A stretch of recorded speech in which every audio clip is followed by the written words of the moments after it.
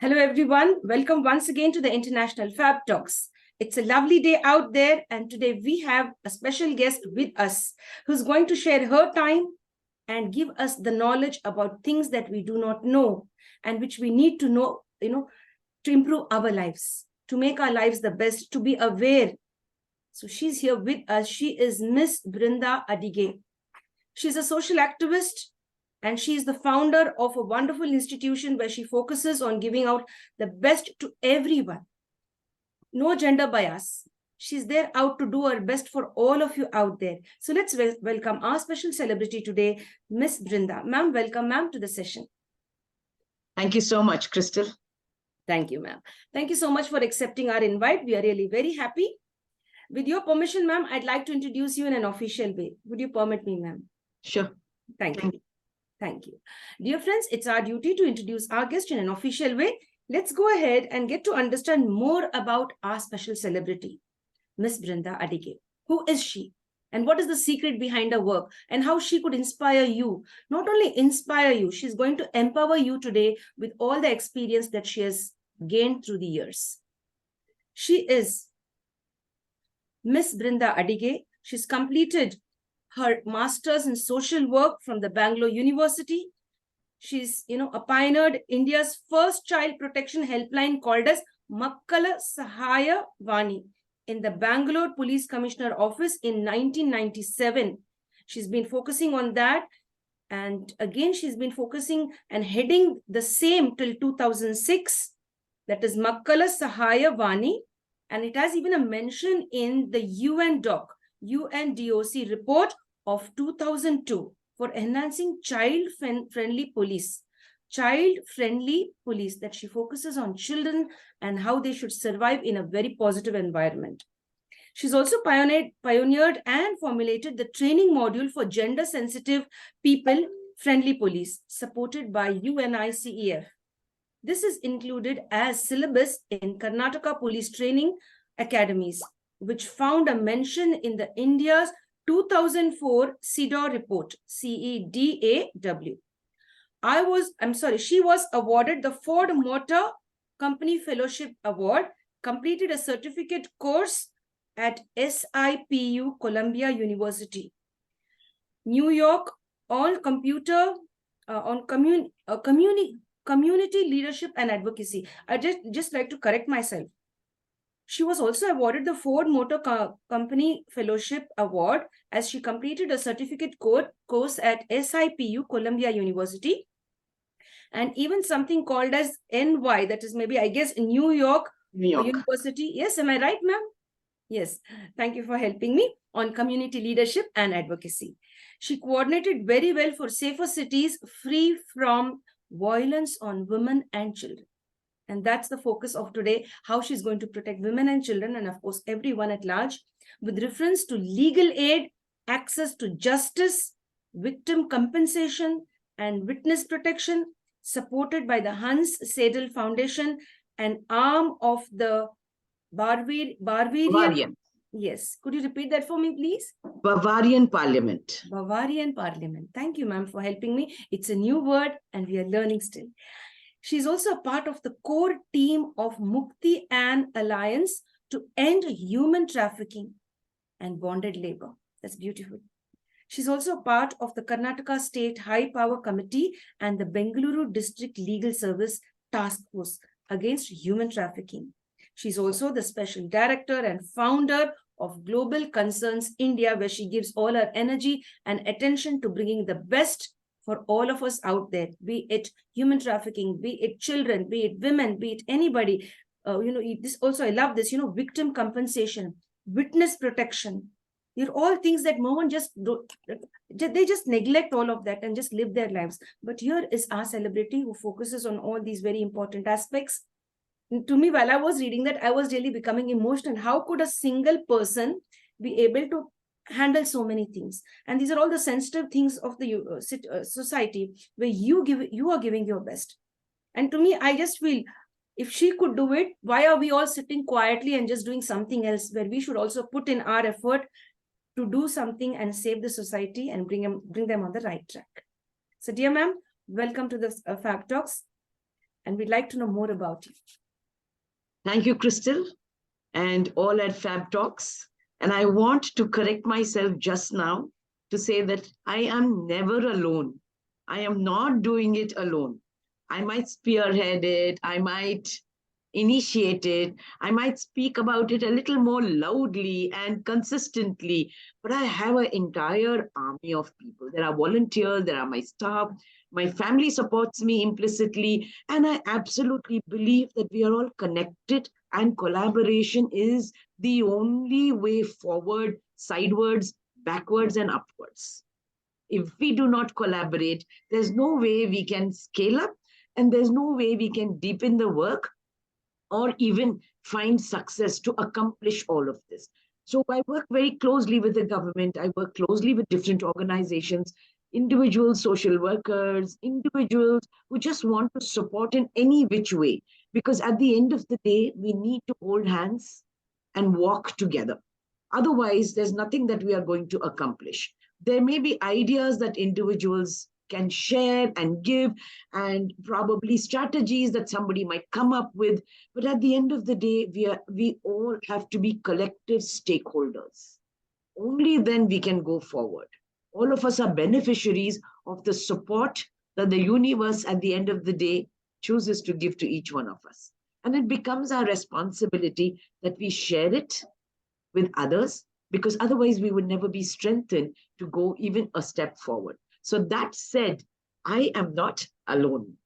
There is this whole group of people who work with me, who believe alongside with me, that these are things that every human person must be able to enjoy, to celebrate their lives. And yes, many of us may not be very privileged, but a lot of us are so privileged that we have so much more that we can share with each of us. People might say, oh, I do not have money, but everything is not money. It's your talent, it's your time, it's your compassion, it is your happiness, joy, including your challenges that you can share with others, because you just get strengthened doing that and you strengthen other people. And that's exactly where I believe that I become that catalyst to do those kind of things. I'm not afraid to ask people. I'm not afraid to tell people also. At the most, when you ask for something, what can those people tell you? I won't give you. No problem. We'll move on. But I won't stop there. In fact, I stop and ask, okay, I'm sorry. Maybe I asked the wrong things. What can you give me? And now they are baffled. Like, I just now told her I can't give. And she's standing there and asking me again, what can you give me? There's something that you can give because you're such a whole, complete, fulfilled person, something that you can give. And then very slowly they will say, okay, I can put you on to somebody. Fantastic. You're giving me connections. I can give you a little bit of so-and-so. Great. I'm sorry I asked too much. Give me that little bit because that's going to be useful to us. So every time I'm not afraid. I learned a lot from my mother, my grandparents, my grandmother, in fact, women, very, very powerful.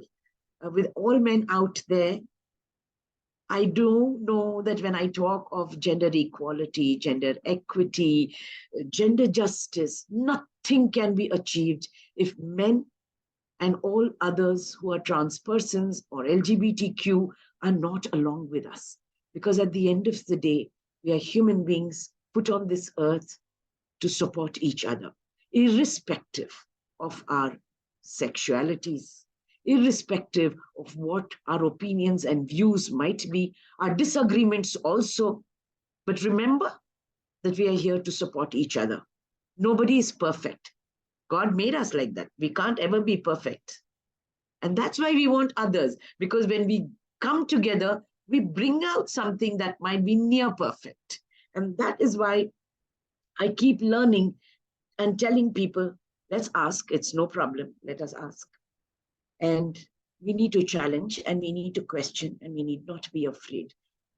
Because the day we begin to feel afraid of asking, demanding for justice, demanding for what is correct, demanding that the other person must enjoy the same rights and entitlements and happiness and safety and security and peace, then we would no longer be human beings. We will no longer have the right to say that I love somebody.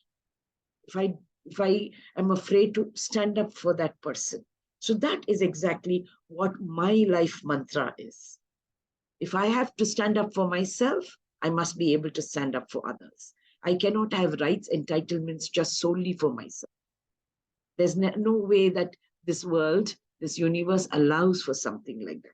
It is for all of us together. And that is why everything that you read in that bio that I sent to you is to collaborate, is to connect with others, is to converge and see what is it that we must do to put right systems, to change some of the manner in which people work or don't work.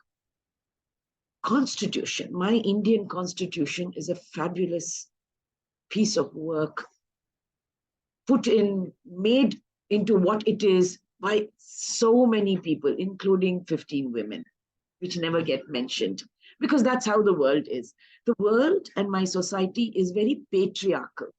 In this patriarchy, only the so-called powerful want to be in the forefront, want their names to be there for posterity, sidelining everybody else who might have contributed probably a sentence, probably a phrase, but they contributed. Otherwise, this constitution would not have been complete.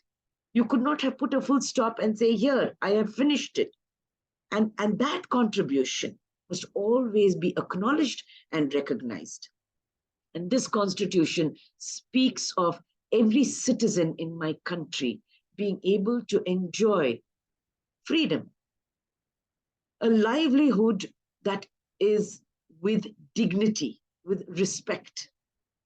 And if that livelihood, if that life is not there with respect and dignity, then it becomes our responsibility to ensure that other people get that.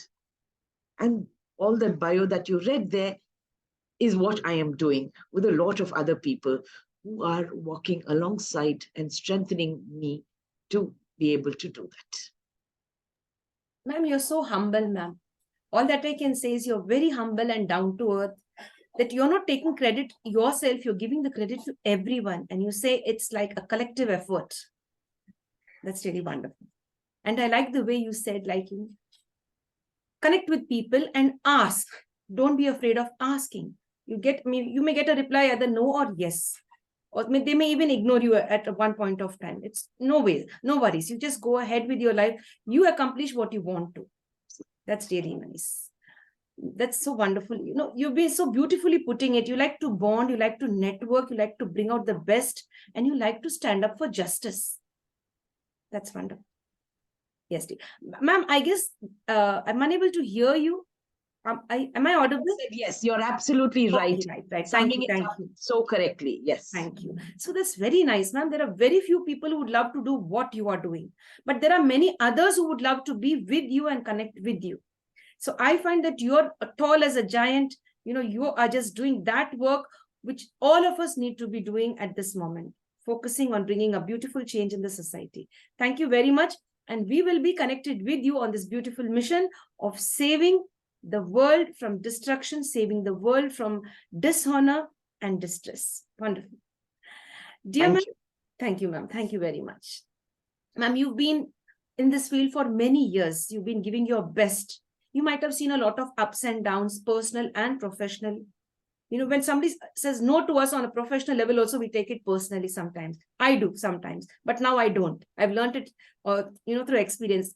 It's okay. If not, you may be somebody else. If you can't give me this much, maybe you could give me this much, at least a lesson, And so that I would like to ask you, how do you manage your stress? How you could enable us or give us some tips to de-stress from the everyday stress that we face in life?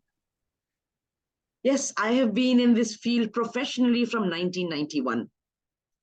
But I've also been involved in similar activities, and that I will call it as service.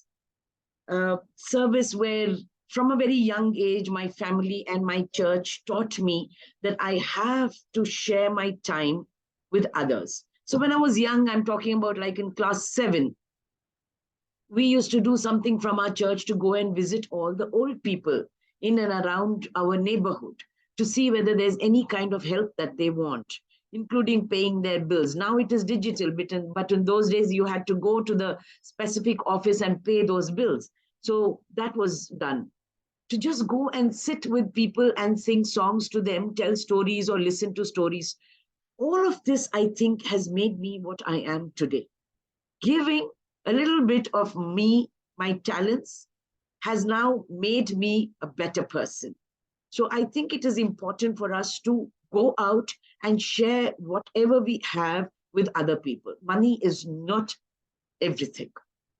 That said, spirituality, being spiritual, is a very important aspect to remember that people's egos are very big. And that is why your ego has to be so small that you can accommodate all those other bigger egos. Because you can always tell the person you're arrogant, you're whatever, but then you won't get that person to be part of you, your work, or what you're doing. Your end game, your goal is to ensure that they become in line with the work that we are doing. Believe in everything that we are doing, because it's not something that I'm doing for myself. We are trying to see how we can do it for other people and make our own surroundings better, our neighborhoods better, our families better. Because today there's so much of strife. All of this we learned since then, from a young age. My school was okay. I can say that, okay, I studied, I came first, all of those things, but I don't remember much of my school. What I remember is everything outside school. My happiest moments have been outside school. And that is why our educational system needs to change. There were challenges because I hated school. I hated school when I was young. I began to love school only from class 7 onwards. Before that, a lot of my learning, a lot of my happiness and joy was in my home, in my neighborhood, with my grandparents, with people around. And all of that has died or is dying. And that is something that we need to revive back. What were my challenges? Challenges that if you are poor, economically poor, you don't get to enjoy a lot of stuff that other schools offer. But I can't say we were poor, but we were not rich. We had enough to eat, no luxuries as such, and everything else that we could do other than that. And that, I think, again, has gone missing today, because today it is immediate indulgence and gratification. So nobody is able to appreciate the hard work that you must put in to enjoy something that you might have accomplished or, gained because of something that you have done. So that has also been a challenge, which I today learn is no longer a challenge, it is a learning. But over the years, after college, my challenges began when I entered into the employment arena. Because at that time, I'm talking of 91, everybody said, oh, you need to go into a huge company and you have to work there. And Brinda, you have all the credentials required, your report card and whatever is the MSW and things that you've done is all very good. And I said, yes, I must do it. So I entered a MNC company. And I was working in a good position. But after 3 months, I realized I would never be able to survive that. Not with the kind of person that I am, the things that I want to do, the questions that I always keep asking. And there were two things. Either I forget to be me, or I have to move on. And that particular day, I resigned and I came back home. Everybody in my family, beginning with my mother, first thought, I have gone gaga. Nobody resigns a job in an MNC company after 3 months. And this is in 1991, when I am supposedly earning 1,500 rupees, which is a lot of money at that time. She left that and came. So I had to convince my family, I am not happy there. Oh, you're so young. What do you mean by happiness? You have to still work a little more there. No. can I just do the same trial in another organization that works with street children? And if I'm not happy there, then I will come back here. Oh, you must get a job, then we'll see. Anyway, you manage yourself. So I go into this organization working with street children. And there I'm told I will be paid 800 rupees per month. Okay, fine. Doesn't matter. Less than half of what I was earning. But that's where I began my journey with an organization called Bosco, where I also did my thesis. And I learned from there that the challenges would be every time you give a new idea or you challenge status quo and power, you will be put down.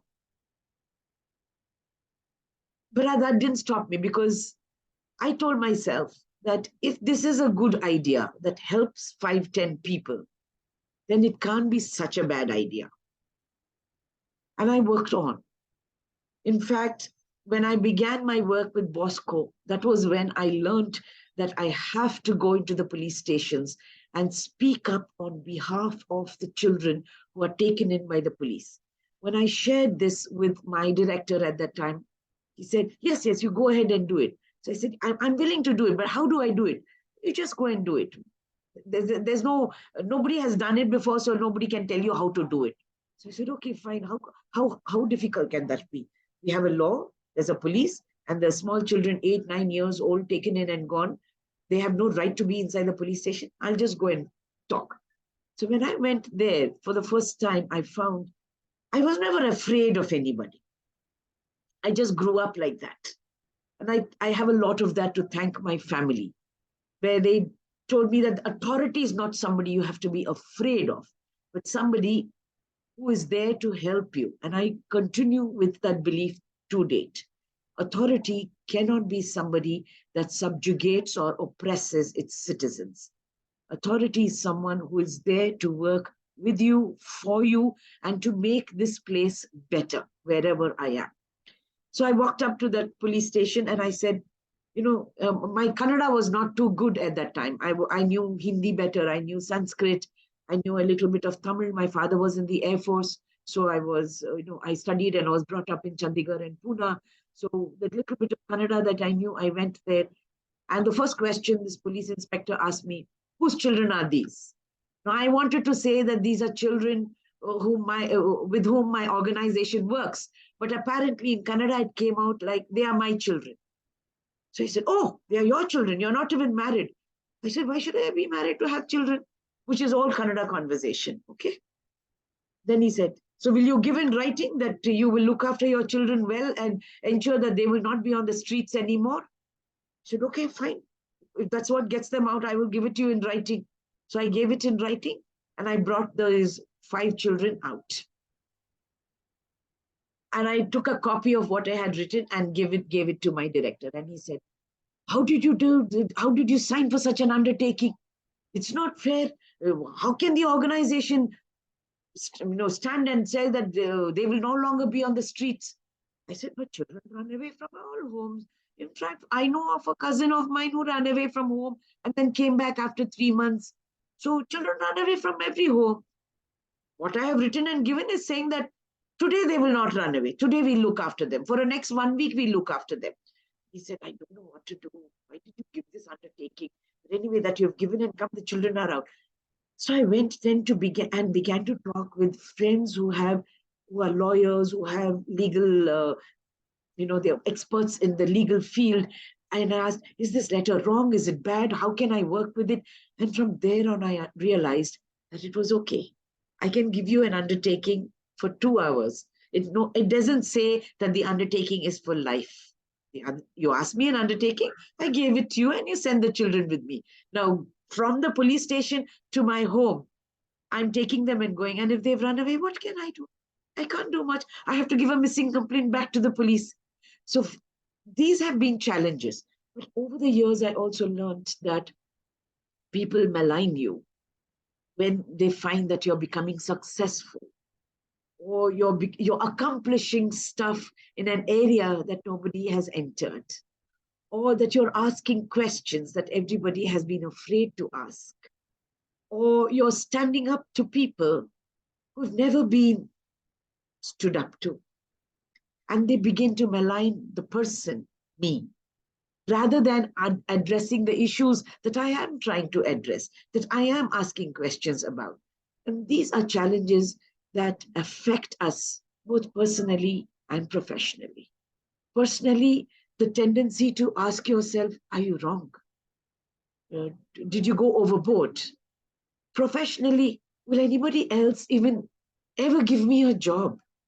Will people be afraid that I'm going to topple the apple cart and say that let us not do anything with Brinda?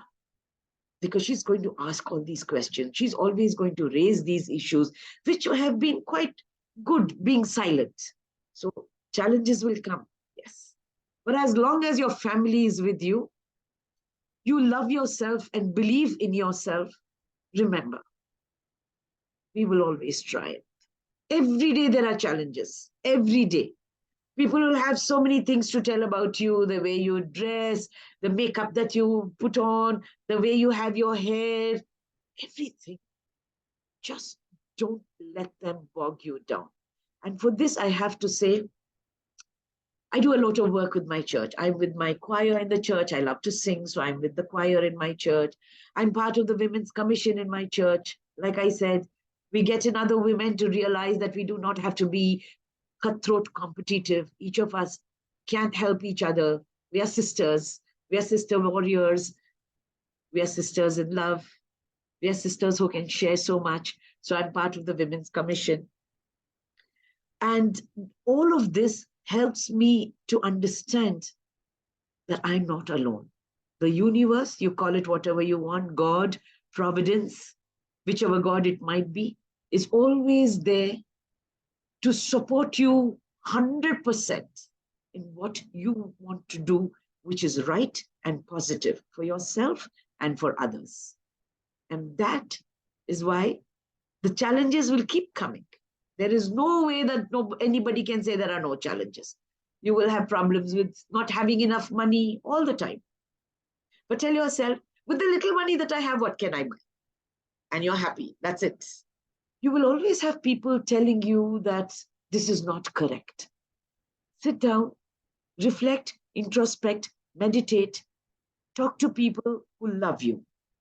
Not with everybody, not people who are in competition with you, because you cannot be in competition with anybody other than your equal. Now you have to find somebody who's your equal in spirit and in everything else. And that's impossible because you're unique. You can't find somebody of that equality. So you have to learn to be with people who love you for just what you are. I have people who love me for just who I am. I'm not a great person. I have my limitations. I argue. I want some of the things to be in the manner that I want. And my family, many of them would say, that's not okay. So we would argue. We would be in disagreement. But at the end of the day, would say, okay, we'll do it like this for the next 1 hour. After that, you do it like this for the next 3 hours. Okay, fine. So there are consensus that we reach at. And then you decide what is best. Should you stand up? Should you not stand up? How do you want to stand up against the powers that be? What are the challenges you can take up? What are the challenges you keep aside so that you take it up at another point when you are stronger with more people, when you're stronger with more resources? So you just sit down and strategize those things. But never back out because somebody said that because they don't like you or they are in competition with you.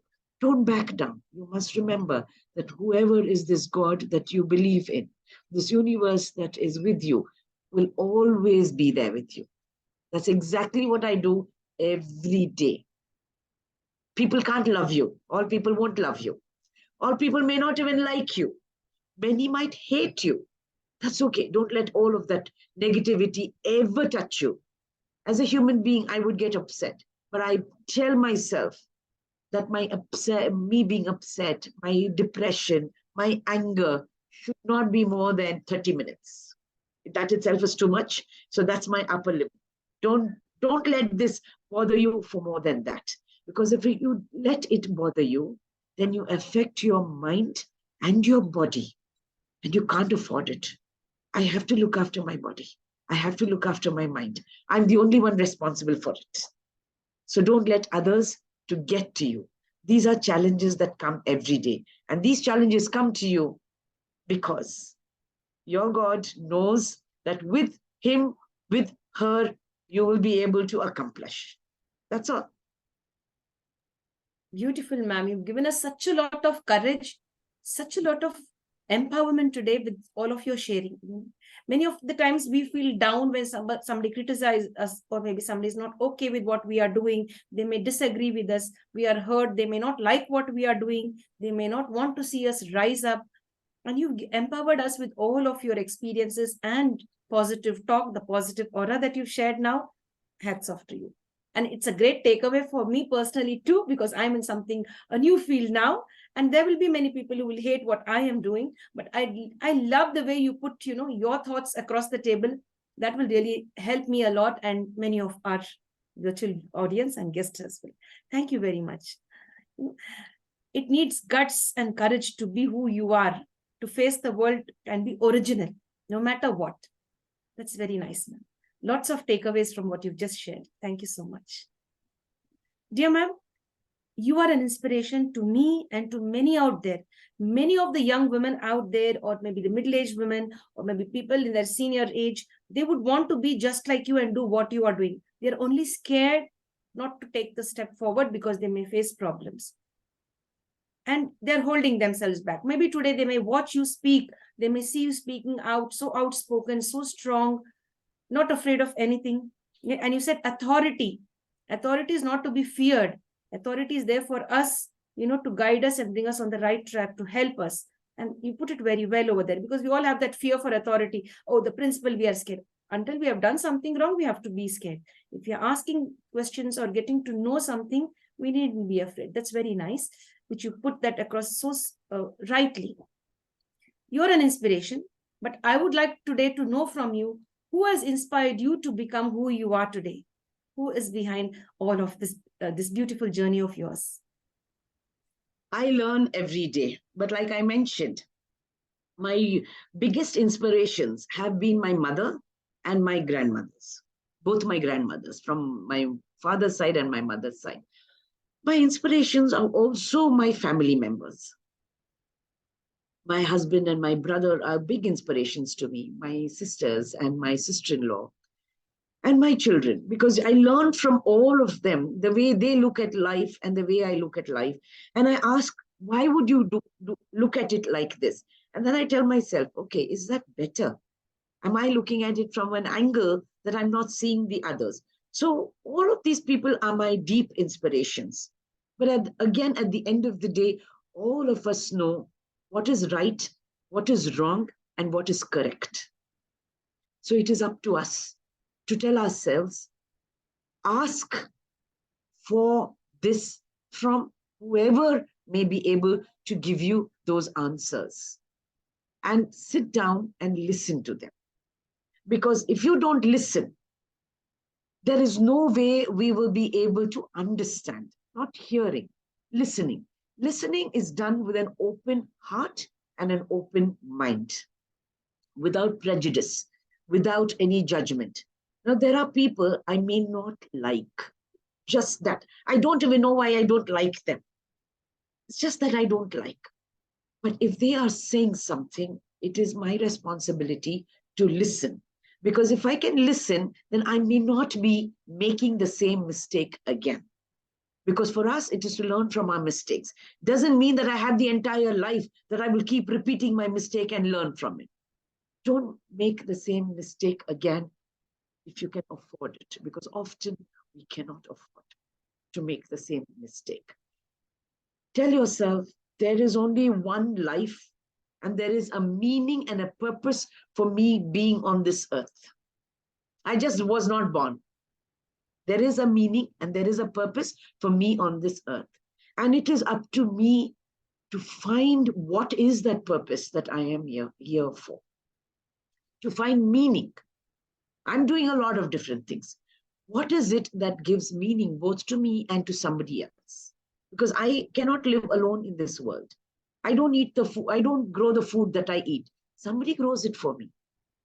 And I have to be thankful and show gratitude to the person who grows it for me. So small things. Should I bargain with my sabziwala? Can I bargain with a MNC company? I can. Why should I not? They do it for profit of a very, very high margin. Should I bargain with my sabziwala who's, pushing that ready, that push cart the whole day, trying to earn a little additional profit? So these are questions we need to ask ourselves, because at the end of the day, it is power. I will not question a mall which will sell me a bottle of water for 50 rupees. But I will question, or I will argue, or I will bargain with somebody who's selling water sitting on the street. Because I can argue, because that person will not speak back to me, because that person will say, okay, take it and go. There is a label. I will not ask. Here, the fellow does not have a label. So we need to ask ourselves, where do I want to bargain? Who do I want to argue with? Who am I questioning? Because of the position of power that I am sitting in. All of us are. I will argue with my domestic help. I will argue with my driver because I have power over them. Yet I may not stand and question a police officer who just stops me on the road and says, okay, you've not cut any red light. You have not jumped the red light. You are wearing your helmet. Your vehicle, everything is in place. I just decided I want to stop you and ask for your driver's license. I never question that person. Why? If I'm in the right, it's up to me to say, I will come back and show you my driver's license. Now I'm late for my work. Let us say that. Why am I scared of that person? So power has to be utilized judiciously, and power cannot be abused. And remember to distribute power. Because if you can distribute power, give a little power to somebody else. When you're giving, you're saying, I'm backing out, because power is not yours to give away. When you say give, it is you back off and say, okay, let them do that and appreciate it or help them a little bit. But when you concentrate power and you want to subjugate somebody else on that power, that's where the problem is. If I'm afraid to, say, move out of a partnership, a marriage, usually for women, it is a marriage. I don't want to move out because there are many things that I think, discomfort, I don't want to move out. But tell yourself, is your peace of mind more important or comfort more important? You're becoming depressed. You're afraid. You don't want to go back home every day. And you're telling, when can I leave my home? Home is the place where you built, which you have built with so much joy and happiness, thinking you will be peaceful over there. And if that home is making your space miserable because of one or two or three people, you need to ask yourself, put it on a piece of paper. I say this to everybody who comes to talk to me. Everything that you get as a benefit sitting inside this house and in this partnership and in this relationship, everything that you're missing out, and ask yourself, which weighs more for you? If all this on the right side weighs more for you, your peace of mind, your good health, your happiness, your joys, your talents that you can share and distribute with others less privileged than you, all this, or comfortable relationship, sorry, not a comfortable relationship, a comfort of a house. I don't want to go looking somewhere for another house. I'm happy. I don't want to stay in a small house. What will people think of me? Will I ever get invited to a party or a birthday or a wedding if I leave this? What will my relations say? Will they say I'm a bad woman? Put all of that this side and all of everything else that you're missing out on the other side. And then tell yourself, you have one life. You spent 35 years on the left side of all these things. Do you want to spend the rest 35 years trying to get all this on the right? Then you have to make a decision. Because relationships are also where people abuse because they know that they can abuse you. They know that you will not ask back. You will not stand up. You will not ask for that peace to be in your house. Don't allow that to happen. Because this is one life.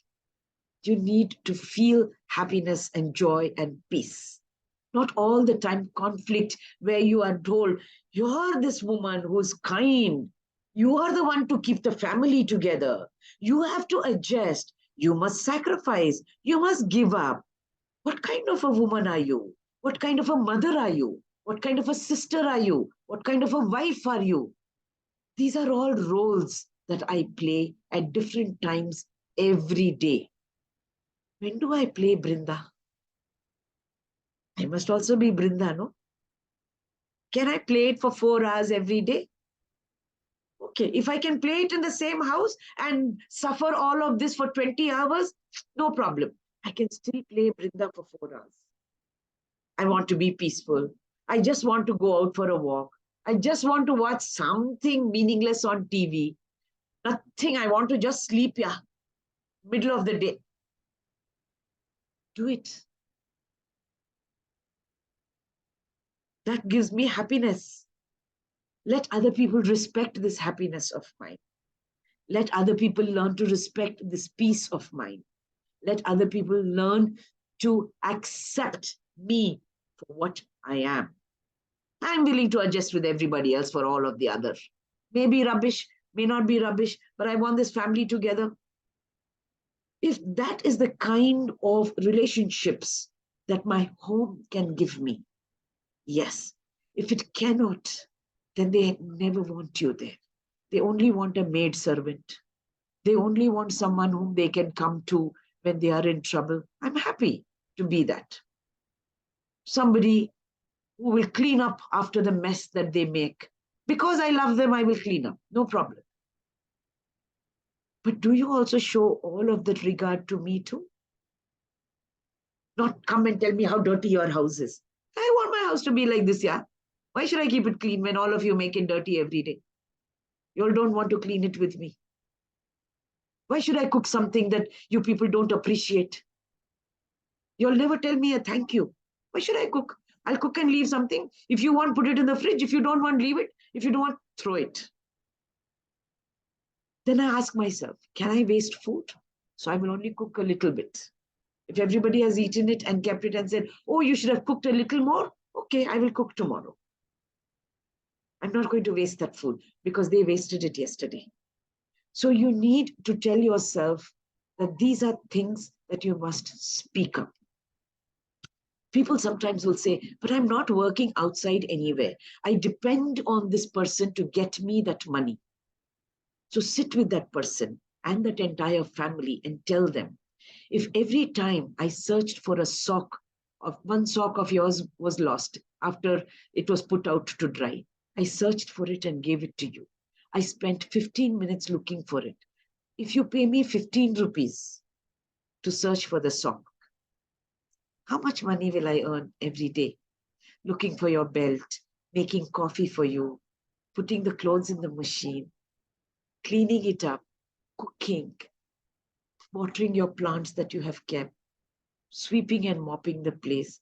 If every time you give me a little money, how much money will I earn?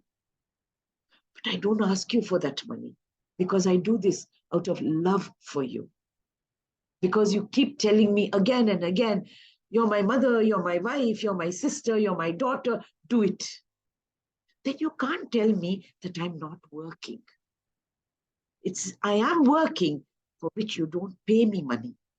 But I don't want to ask you for that money because I also have self-respect. So if you can measure what I am doing, then now I want to tell you, actually, I'm the richest. You should have paid me for all of that. So I want to tell women, we don't want to ask money from our family for all of that. But let my family realize that I do all these things out of love, not because I'm bindas, jobless, I have nowhere to go. Nobody will give me an employment. Not because of that. And that is why they can never tell me, do you have money of your own? I have looked at this family as my own. I'm looking at this home as my own. I look at every job that I do as my own. What more are you asking me? How can you tell me, do you have money of your own? When I've always thought that everything that I'm doing here for all of you is because you are my own. And if I ever want some money, I can always ask one of you and you will give me because you love me, is what I think. And if you don't reciprocate, is it fair that you continue to ask me to be here and do all of this? It's not fair. And that is why it is important for women to start thinking differently and telling my family and people around. I don't put money for everything that I do. I don't put aside. If there was a chart and I put aside money, wrote it over there, by the end of the day, I'm sure I'll earn 500 rupees every day. More than enough. I don't. Neither do I measure the money. Because there are times I would love to sleep early, late, or probably even early in the night. I don't. Because I'm waiting for my son to come back home. I'm waiting for my daughter to come back home, to whom I can heat up the meal and give. Or my husband. I could have gone off to sleep at 10 o'clock, at 11 o'clock. I didn't. I could sleep late up to 6 o'clock, 7 o'clock. I wake up early because you want to go somewhere and you need something to be given to you. Can I measure all that with money? I can't. Will you also consider all of this as money? Consider it, because then if you start paying me, I would be very rich. So every time you think, should I move out? And where will I find employment? Don't worry about that. Right now, there are a lot of people who have opened shelters, nice shelters, where they will keep you for a week, for 2 weeks, for 3 months, and help you even get a skill of your aptitude and interest. There are options. Today, many avenues are open. There is scope for many things. And you can be useful and get paid for being useful for so many other spaces and institutions and people. So don't be afraid of those things. Let your family know your worth. They never know your worth. They never regard you. They take you for granted. And that is what families must not do. Take another family member, especially the mother, the sister, the daughter, the wife, the woman in the family for granted. You really kept me so much engaged, today. And I think this is the best interview. I was waiting for an interview like this to get to know all of what you've been sharing now. This is what we all women face across the world. And we don't open our mouth. We just keep ourselves, we shut up for fear of the society, for fear of, as you just shared all of that. But today, when you've spoken so beautifully and shared all of that, definitely all of us will get that courage to fight against injustice and to not let anyone take us for granted. That's really very nice, ma'am. I really appreciate this. And today I've started this interview session with a mission, to get to know more about life. And today, this is what you're empowering each one of us to do. And it really gives me great pleasure and immense satisfaction that, yes, you are the right person for this platform to share all of this. I've, interviewed more than 180 plus individuals, and I was waiting for someone just like you to bring out this. And we need the guts to be, presenting all of this on a platform like this, which would reach many people. Thank you so much, ma'am. Much appreciated. And we've all been through it. Even I've been through most of it, what you've shared. And it's an eye-opener. Many of us just close our eyes and just go with the flow. But then, yes, you have to stand up for yourself. You shouldn't let anyone take you for granted. You put that very well. I was just not only me, I think many of my sisters out there will definitely benefit from your session. There are lots of takeaways. As you said, don't be scared. The world is large. You will be, people are there out to help you to overcome your challenges. Don't suffer in silence. And don't let anybody in the family to take advantage of you because you're good and because you love them. Love is respect. Love is not abuse. Wonderful, ma'am. That's really nice. I really appreciate that. Thank you so much. Dear ma'am. Thank you. Yes, dear. Thank you so much. There's another very sensitive question that cropped up in my mind as you were sharing. There are several people out there who suffer from dowry harassment. Even though they are working, they are educated, working in good jobs, still they face this dowry harassment at home. Many of them can't share it openly, and few of them even commit suicides. It's on an everyday basis. What would you like to share on this? And from your experience, how do we tackle this issue? How do we stand up for ourselves? Yes. See, when you look at the issue of dowry, we need to understand that it has somehow become very, very fashionable to give dowry and ask or demand for dowry. And there is no religion that says we don't give or take, no caste that says that we will not give or take. And there is no region in India where you can tell, oh, this is a place where we neither give dowry nor take dowry. There is no such place. No family can also claim. They sugarcoat everything. You want your daughter to live in peace. So whatever you want, you give her. What is this that I want to give her? Whatever I have saved for her, it is hers to take and go. Whatever she has saved for herself, she wants to take and go, let her go. But in today's age and time, that kind of a situation is less than 20%. When I say less than 20%, the situation where I have earned for myself and I have kept aside, or my family has kept aside and said, this is for Brinda when she marries and goes off. Less than 20%. What about the remaining 80%? Remaining 80% is a hand-to-mouth existence. And if they want to go a step forward, it is, I have saved for my marriage. The money that I've saved, I will spend for my marriage. I don't have anything to take and go into that house. My belief and understanding is, up to this point, what I have saved for a little jewelry, for some silk saris or clothes, and for the expenses for the marriage, which means the day I finish the marriage, all that is finished. No, except for the little jewelry that I might take and go. I'm believing that whoever I'm marrying and going is there now going to look after me. And I do not have to worry about too many things. In my biological home, I might have worried about spending for my younger siblings, a little money to my retired father or mother. Maybe that money I don't have to give back. Or maybe my family has not yet been able to find another source of income yet. Which means even after I marry and go, if I was giving 50% earlier, I now will tell, I have to look after this house also a little bit. So I will only be able to give you 30% to my parents. But now the house where I am married and gone have said, you're completely cut off. You cannot give anything there. Just because I married, have I cut off my family? Or has my family become rich, or have they got a lottery that they can manage without my income, which I was giving 50% earlier? They can't. They still are looking forward to saying, she will give something, maybe for the house rent, maybe for our ration. I may be able to give. They are looking forward to it. The dowry is just greed.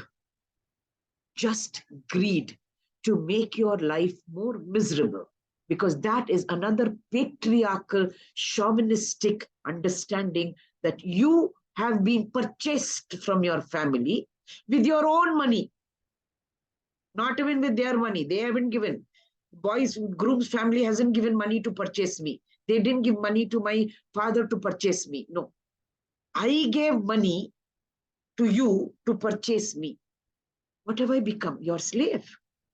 You will talk a lot. One more additional daughter has come to my family. You don't treat me like your daughter. You continue to treat me like a third party. Sorry, not even a third party. Like a daughter-in-law. Read it, slave-in-law. So by law, you've made me your slave, giving me a lovely name as daughter-in-law. You expect me. Let us assume that 26, 27 years, I have got married on the 27th year. For 27 years, I lived in a certain lifestyle. The next day after my marriage, you expect me to forget 27 years of how I have lived, the food that I have eaten, the mannerisms that I have shown, the behavior that I have learned, to change the next day and to do everything your way. Migrants also don't do this in another country. How do you expect me to do this in your house? You will not give me any concessions. You will not give me any leeway.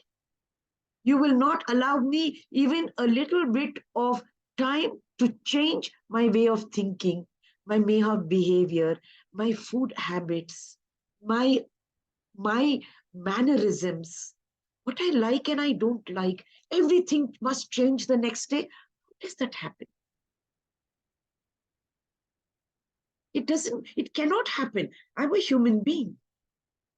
You have to give me space and time. You need to be kind. In my home, maybe I was asked to wake up at 6:30, 7 o'clock, and my mother will call me 20 times to say, coffee is ready, coffee is ready. Here you are telling, wake up at 5 o'clock, ensure that you make coffee. Did I sign a bond that I will be your slave from tomorrow morning 5 a.m.? No. How dare you expect me to do that in your house when I have just come into your house as your daughter-in-law? That is the day dowry harassment begins. Not because of what you brought or did not bring, because all that the same evening you have kept it safely in your cupboard. I don't have a cupboard yet. You see, you haven't given me a cupboard. All those things will come to me based on my rituals on the third day. My cupboard and all of that. And for that also, you will have a lot to talk, because you will now ask me, my God, she brings a cupboard which is not Godrej cupboard, but some cupboard she's brought, new cupboard, maybe an old refurbished cupboard. Where will I keep it? For the time being, keep it in the balcony. Afterwards, we will find a place for you. Okay. You didn't know I'm going to get married and I'm going to come today to your house. On the third day, I'm going to bring all these things. You did not know. Should you not have made place for the cupboards to be brought? Or you could have told, don't bring cupboards. Please save that money. There are already 2 cupboards in my house, which I will empty and give to you. Could you not have said those things? Why did you not say? My mother-in-law said all that to me.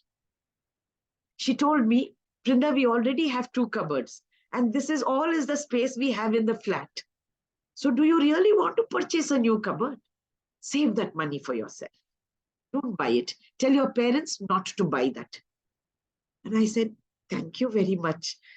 And then out of courtesy, I said, do you want me to help you clean up the cupboard? And my mother-in-law said, no.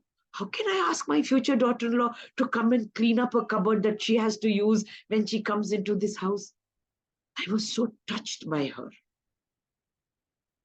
There were 2 cupboards, cleaned, kept empty for me to come and put my stuff over there. Then I came to the kitchen. She brought me to the kitchen. Sorry, I didn't come to the kitchen. And she said, Brinda, we have all of these things here. Is there anything that you want extra? I said, no, I don't want. And she said, if you don't mind, we also don't want anything extra. Tell your family not to buy anything new for this kitchen, unless you want something that is not here. And I looked all around and I said, everything is here. In my mind, I was calculating and saying, oh God, another 10,000 saving for my family. I did not bring anything. When I spoke to my Narayan, my husband, we've been in a relationship from 91 to 99, because I really didn't think I want to marry. I had seen so much of, like you mentioned, dowry deaths, domestic violence, my own cousins, my relations, the fights they were getting into, the way they've been treated by their in-laws. I actually told my mother, if this is what marriage is, if you don't mind, can I just stay back here? And she said, I don't mind, but you must. You might want a companion as you grow older. So, Brinda, maybe you should think of marrying someone. I said, okay, fine. So I've been with Narayan. I met him in 91 and I said, I can't marry just now. Let me see. Because I need to know the real you. Until then, I don't want to marry you. And you need to know the real me, because this is not the face that I show all the time. I have different faces that I put up. So we'll get to know each other. So it took me about 9 years. And then in a conversation, when I was joking, I told Narayan, if I come, I will come only with this nose pin, which my grandmother gave me. I'm not wearing any other jewelry. Okay. So it was in conversation that I said. And my mother-in-law told me, I'm going to buy you a nose pin, which you can put on this side, which is my gift to you, which I did because this was still too painful. So I did. But remember, the dowry that they are asking you is just so that they can make life miserable for you. You need new stuff only if you're making a new home. There you want to take your things and you want to make. But you don't need to fill up your house at once. You tell yourself, these are the bare essentials that I require. Over a period of time, I might like one from here, something nice. One from somewhere there, something nice. Why do you force me to go and buy everything? And then I don't use most of those things. And then you tell me that the brand that I bought or my parents bought is not okay. Then you tell me the jewelry that I bought is no good. Then you say that the scooter or the car that was given to the husband was no good, because in most of the homes, it is given to the groom. A car is given, a scooter or a cycle or a motorbike is given to the groom. How can that be my dowry? My dowry is mine. I should be in possession of my dowry. The car should have been written in my name. Why in my husband's name? Why should I have a joint account? Does my husband really need my money? He doesn't need my money. Another thing my mother-in-law told me, Brinda, you don't have to have a joint account. Keep your money separate. Keep your husband's money separate. And jokingly, I said, what if, we want to spend money for the house? She said, what you earn is so little that you have to keep for yourself. Your husband is promising that he will look after you and take care of you. And you will manage everything that is there in the house. Manage. Take care is my husband. He is going to pay for the stuff. But here you are asking me to bring all these things and every day taunt me that it was not enough. It is not enough. And what I brought, that is my capability. I can't bring anything more than that. It's no good. Then you keep scolding my family. But you knew that I'm going to only bring this much. You knew that my family is this. My family is not some royal blood family. Why did you marry me then? If you're going to taunt me for the rest of my life. You know that my father is like this. You know my mother is like this. You know my siblings are like this. You know all of that before. Nothing was hidden and kept. Because you do a lot of your background check. It's not that, I'm one Apsara who came from somewhere yesterday and then you decided to marry me today. Knowing all of this, why would you taunt me every day? Why do you belittle me? Why do you humiliate and insult me? Does it make you feel good? Maybe. Then problem is with you. Problem has never been me. Problem has always been you. You're egoistic, your self-esteem is low, you have never been heard by your family, so you now want to shout and make me listen to you the whole time. Dowry, at a point, I have to be able to tell my family, is mine, that I will take and go whenever I want. So keep it in my biological house. Don't send it with me.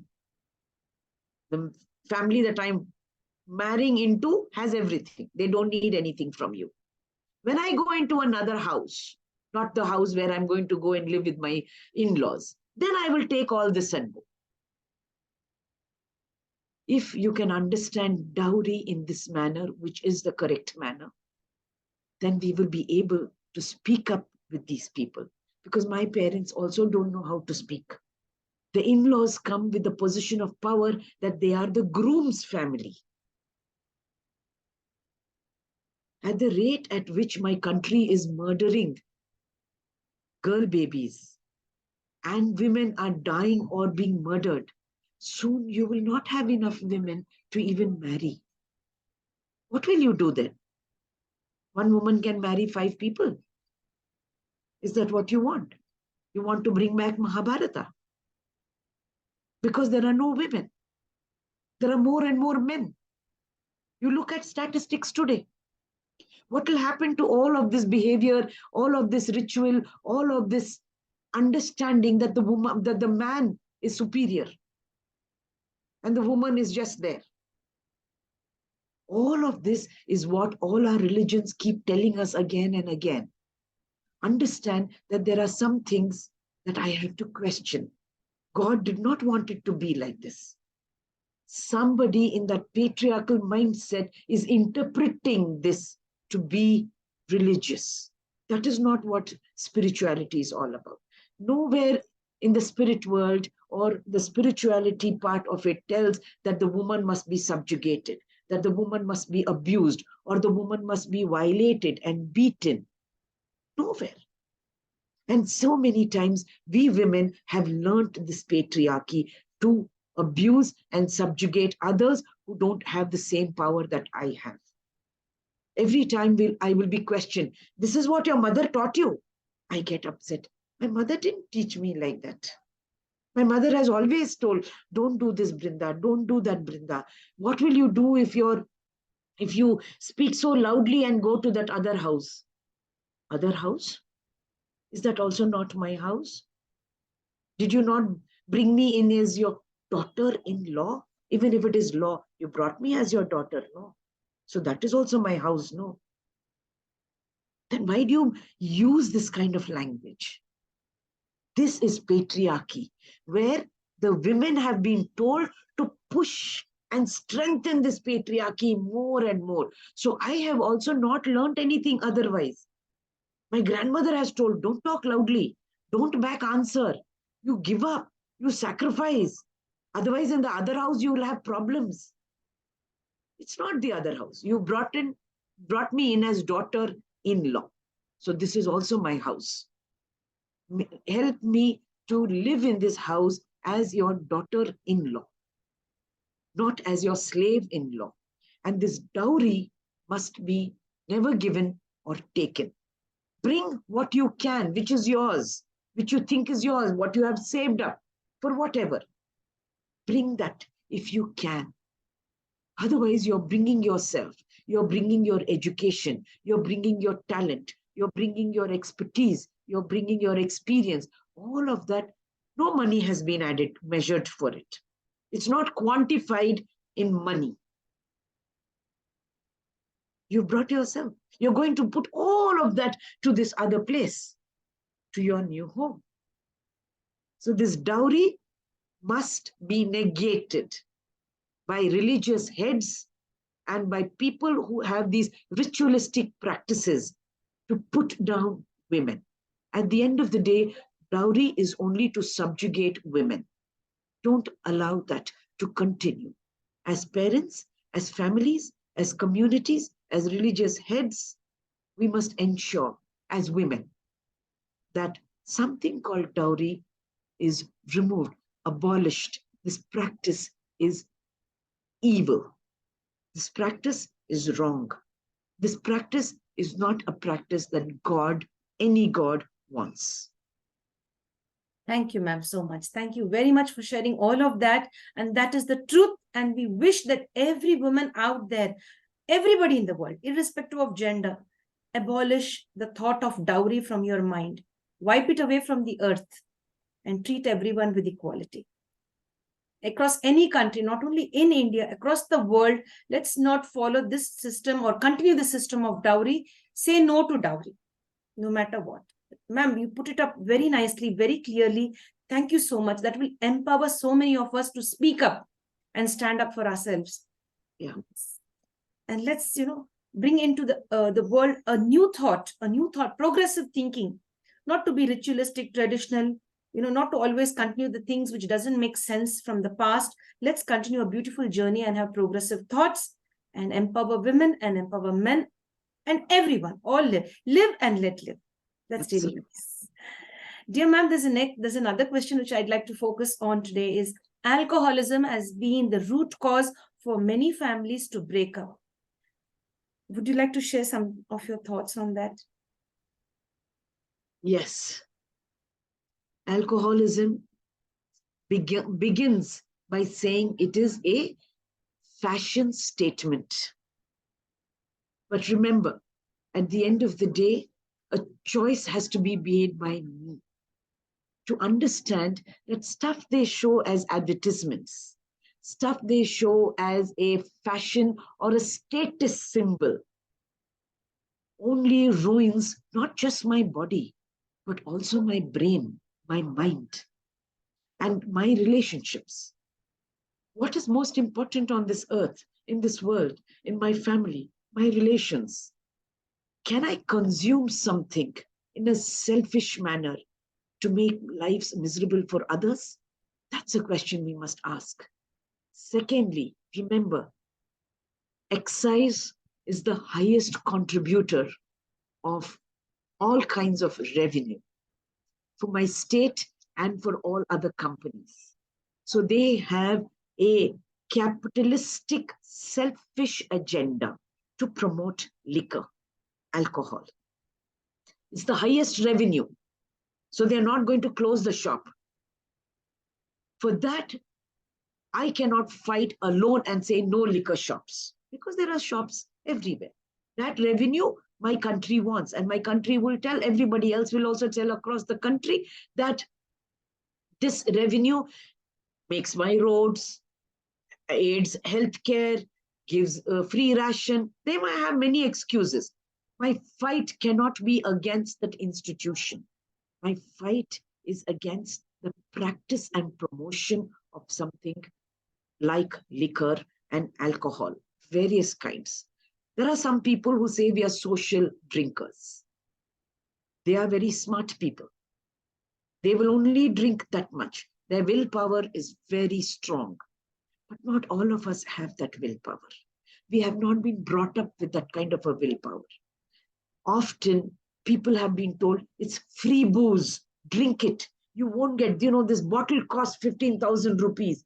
In my head, you have put that and said, sip it, taste it. I taste it once.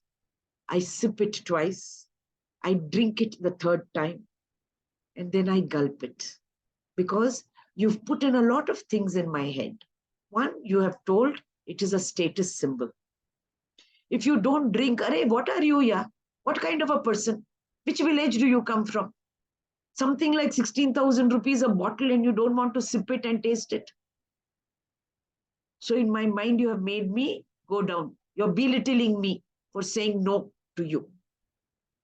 Then you're telling me, you don't have willpower. You can stop at one peg. No. When you're upset, you drink 2 pegs. So my sorrows go away if I'm upset. Has the situation that made me upset gone away? No. When you're happy, please have it. Have 3 pegs, 5 pegs. Does that remain? Does that situation of happiness continue to remain tomorrow? If it doesn't remain, should I drink? Will I become happy? These are questions we fail to ask ourselves. We fail to tell our children. We fail to tell our families.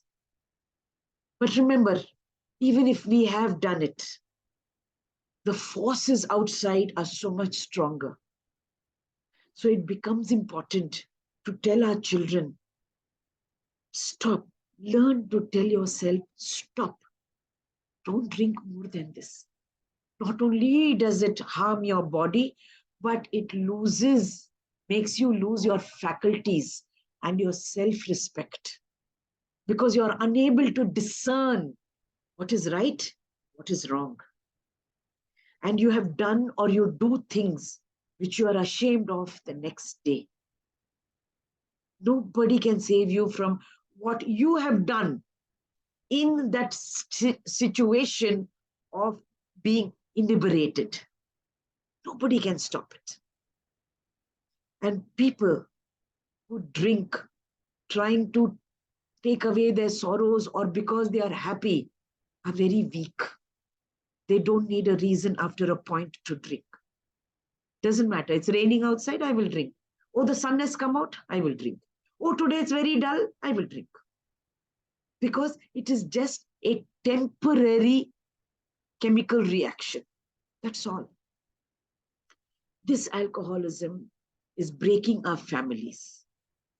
I put up with people who are alcoholic because others have told me he's drinking because you are not kind. He's drinking because you did not cook dinner. He's drinking because you have not helped him to whatever. And I feel guilty because he began drinking because of me.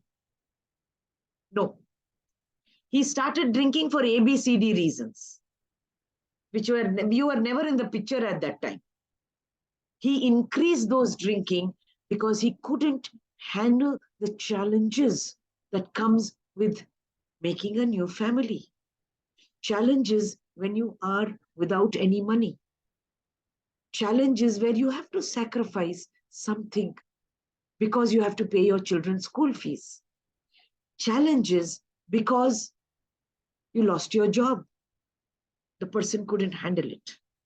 And the person said, how can I all the time suffer? Somebody is offering me 2 pegs free of cost. I'll go drink. And that is how it begins. So you are never at fault.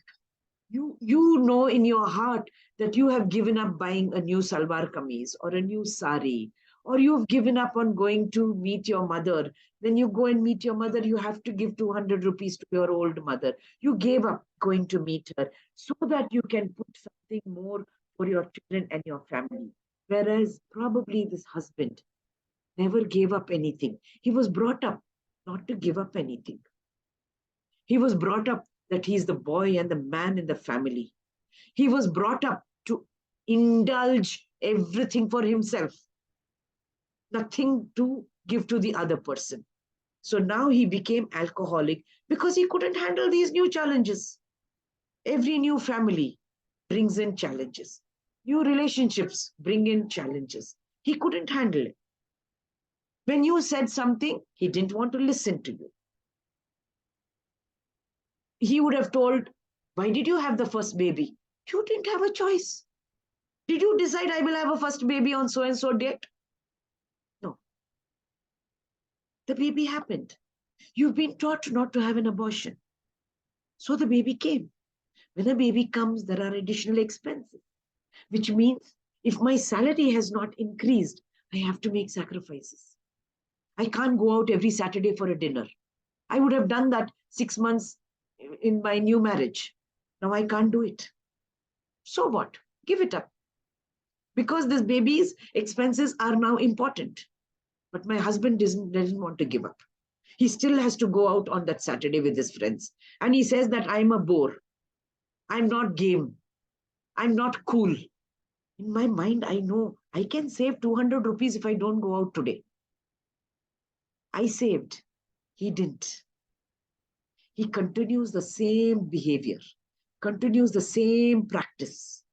And today, he has become an alcoholic and blames me for everything. Never blames himself.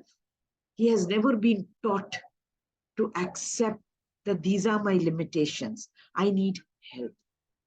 I need support. I hope that we will not bring up our children like that.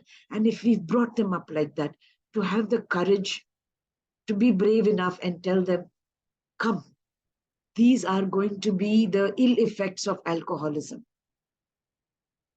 If you don't stop today, you will not be able to stop tomorrow. Tell my husband, I love you so much, even though you're alcoholic. I put up with nonsense from you. You beat me up every day. You find fault with me. You want to watch something on TV just to irritate me. And I put up with all of that. I will no longer put up with this. Because not that I don't love you. I love myself a little more. So if you want me to be with you, if you want this family to be together, give up on this alcoholism. You cannot give it up on your own, because now there have been chemical reactions and changes in your body. You can't give it up on your own. You need help. You need your family. You need other people who are not your family. But you have to make up your mind to give it up. If you can make up your mind, everybody will help you. You're going to get irritated. You're going to feel like you want to commit suicide. You want to die. You're angry with the whole world because you want that peg at 6 o'clock in the evening. It's just a practice, remember. It's a chemical reaction, remember. Nothing else will happen to your body. Those are all chemical reactions reacting. We will help. Family is here to help, to assist and to support. If there is no family to support you, there are people outside. Alcoholics Anonymous is doing a wonderful job. But until and unless you make up your mind, others can't help you. We cannot be your crutches. We can only be your walking stick. Make up your mind. And if you are this woman who's going through all of this in your family, you have some hard decisions to make. Very hard. It will break your heart to make these decisions. But make up your mind. If you love that other person, you should be able to make these hard decisions. What will be these hard decisions? You'll have to tell this person, you cannot enter my home. I will put you up into a rehab. Some rehabs are free, some rehabs you have to pay. But if you can't do either of that and say that, no, this person must stay in my house, then that other person must equally be invested in this decision. Saying, I'm giving up alcohol today. And you will be explained that by 6 p.m. today, when you every day take a peg, you will be going through all this. Withdrawal symptoms are very difficult to watch your loved one going through these withdrawal symptoms. But if that person can agree and you strengthen your heart, you can do it. It's not easy, because I have done this with children that I work with, especially street children. They've gone through drug and alcoholism, and it is not easy. Those symptoms, they are on the floor, they are kicking, they are beating, screaming, they call all kinds of insulting names to you, and you just have to be with them. Just hold them and be with them. And it will pass. It will keep coming back again and again, but it will pass after a while. And you pray that all of that, they have gone to sleep. Next day, how long do you need to do this? 1 year minimum. It's not easy, but you have to do it if you want a great life for yourself and your family. Alcoholism is taking away too many people's lives. But before it takes away those people's lives, it's making other people's lives miserable in the house and outside, but mostly for the family, mostly. And you must have that courage and be brave to say, I'm going to address it today, and get the other person to also come. But 80% of the time, the alcoholic does not want to give up, because it is not easy. Not easy because the person doesn't want to work on himself or herself. As simple as that. They say, oh, it's so terrible. These withdrawal symptoms, I can't handle it. I can't sit. I can't stand. What do you want to do? Run? Let's run. Walk? Let's walk. Jump? Let's jump. You want to shout at me? Continue shouting. If that helps you to release, do it. I'm not going to feel bad. But I have to put up with all that. Was all this in that person's head to call me these names? Maybe. You called out? Call. Everything that you call, will I become, or am I? You might call me the worst names. Am I all that?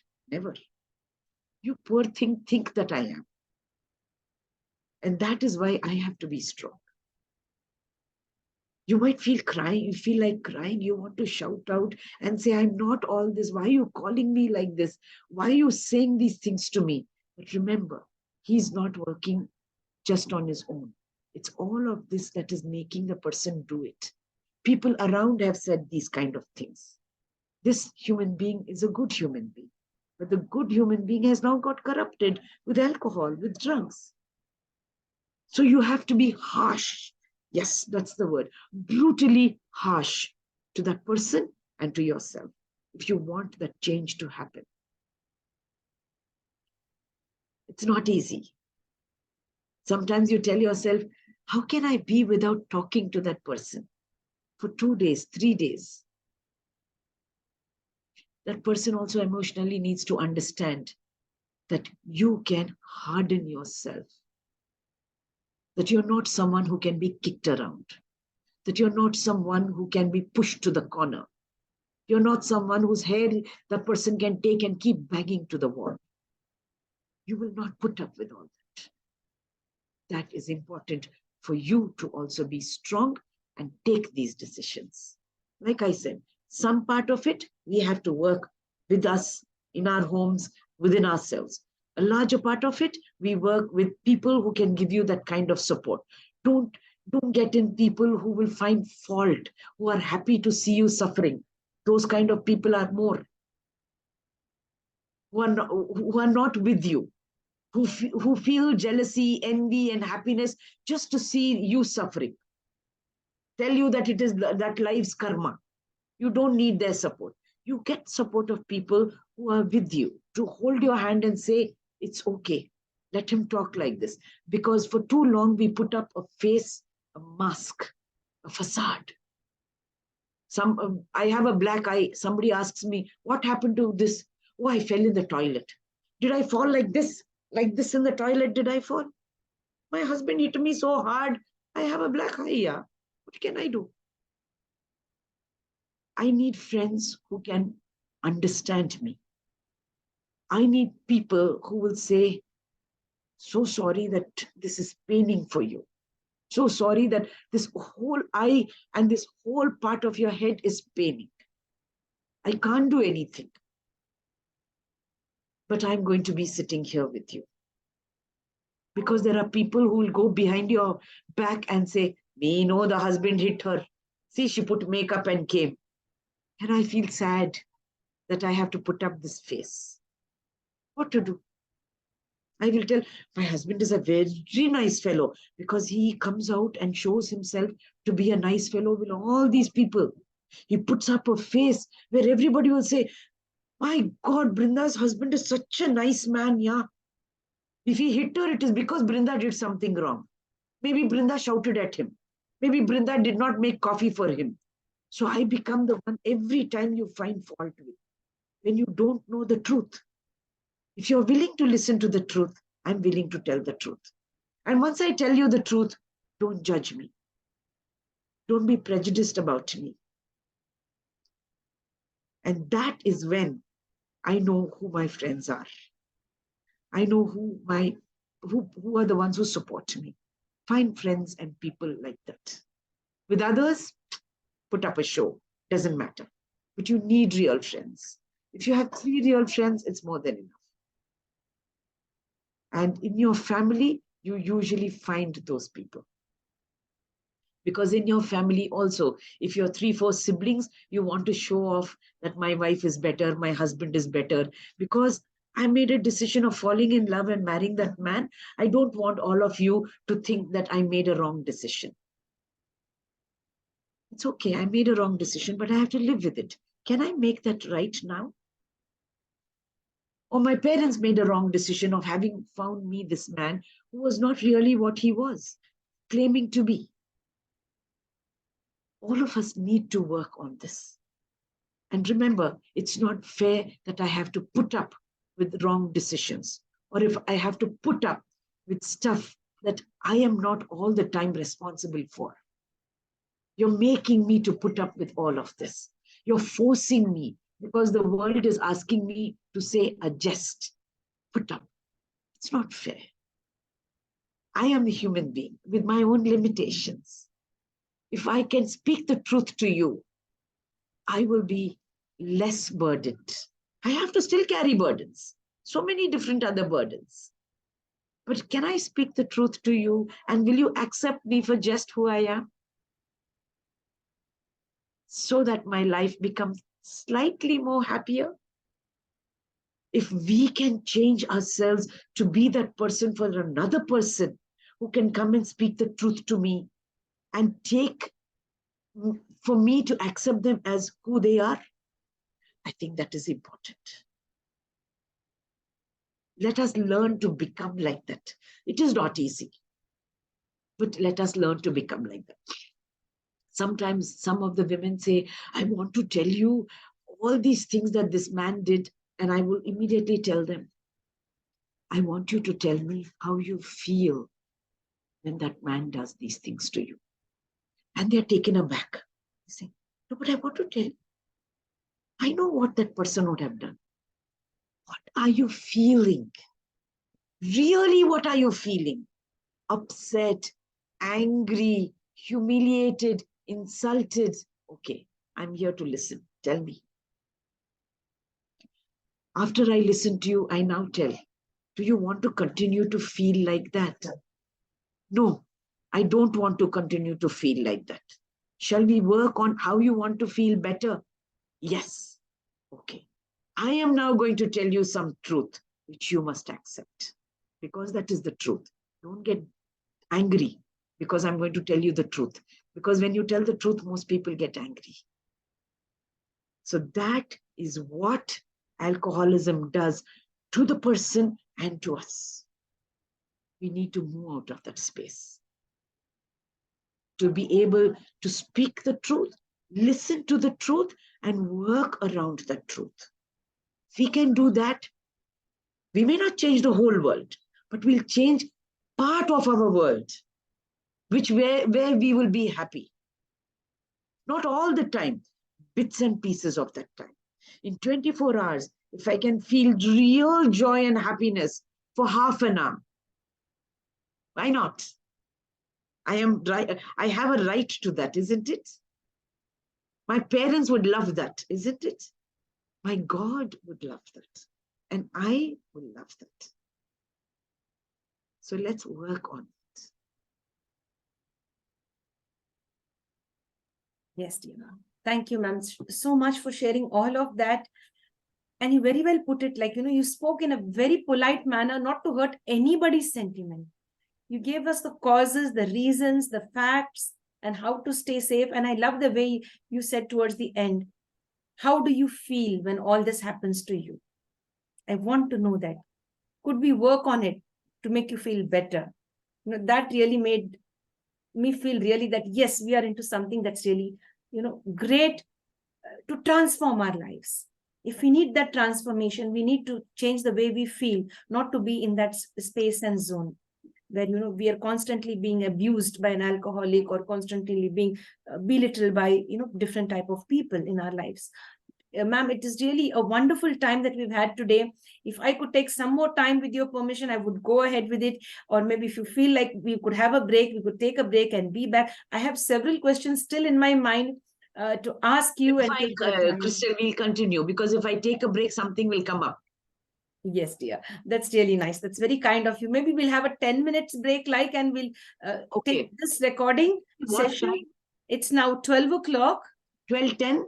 12:10. Yes, ma'am. We'll come back by 12:10 because I need the recording to be set, and then again we started the new recording. So we have part 1 and part 2 because there are some sensitive questions which I'd like to, because I know you have all of those answers. You will be able to help many of us out there.